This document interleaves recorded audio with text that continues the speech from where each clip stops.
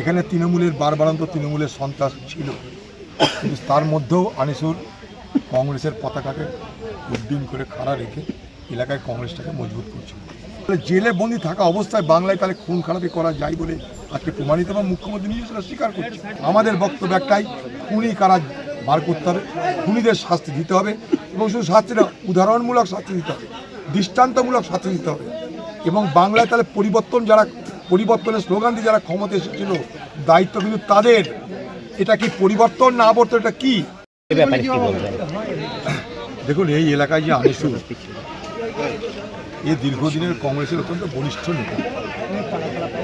এলাকায় তার প্রভাব প্রতিপত্তি যথেষ্ট আছে এবং কংগ্রেসের দুর্দিনেও সে কংগ্রেসটাকে এই এলাকায় ধরে রেখেছে। এখানে তৃণমূলের বারবারান্ত তৃণমূলের সন্ত্রাস ছিল, কিন্তু তার মধ্যেও আনিসুর কংগ্রেসের পতাকাকে উড্ডীন করে খাড়া রেখে এলাকায় কংগ্রেসটাকে মজবুত করছিল। তৃণমূল ক্ষমতা থেকে সরে যাওয়ার পর যখন তৃণমূল দল ভেঙে সব কংগ্রেস দলে যোগদানের ইচ্ছা প্রকাশ করছে, প্রবণতাটা এইটাই যে তৃণমূল দল করে লাভ নেই, চলো কংগ্রেসে যাই। তারা আনিসুরকে ভরসা করেছিল যে তৃণমূল ছেড়ে আমরা কংগ্রেসে যাব, আনিসুর ভাই তুমি আমাদেরকে সঙ্গে নাও। এইটাই ছিল তার অপরাধ বলে আমার মনে হচ্ছে এখানে আসার পর।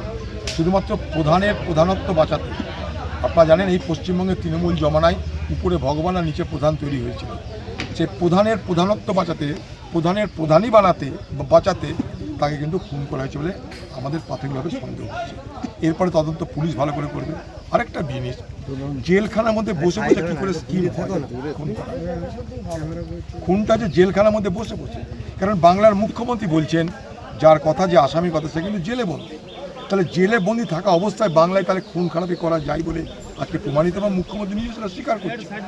তাহলে জেলখানায় বসে যোগাযোগ করেছিল মোবাইল ব্যবহার করে, জেলখানা থেকে অস্ত্রপাতি দিয়েছিল জেলখানায় বসে থাকা অবস্থায়, সাজা খাটা অবস্থায় বা বন্দি থাকা অবস্থায়। তাহলে ইন্টারভিউ যারা করেছিল সেই সময় তাহলে লক্ষ্য রাখা হয়নি। মোবাইলে যা কমিউনিকেশন হতো বাইরের সঙ্গে সে নিয়ে পুলিশের কোনো মাথা ব্যথা ছিল না। 3 নম্বর, এখানকার পুলিশে কিন্তু মোটামুটি একটা ইঙ্গিত দেওয়া হয়েছিল, হিন্টস দেওয়া হয়েছিল এরকম একটা ঘটনা আনিসুর উপরে হতে পারে। এখানকার পুলিশ সতর্ক ছিল। সব মিলিয়ে এই ভয়ঙ্কর ঘটনার বর্বরতাকে আরও প্রকট করছে। আনিসুরের সঙ্গে সঙ্গে তার বাচ্চা ছেলেটাকে পর্যন্ত হত্যা করে দেওয়া হলো, যে মেহনত করে পড়াশোনা করে দক্ষতা অর্জন করে ইংল্যান্ড যাচ্ছিল পড়াশোনা করতে, তাকে পর্যন্ত আজকে দুনিয়া থেকে সরিয়ে দেওয়া।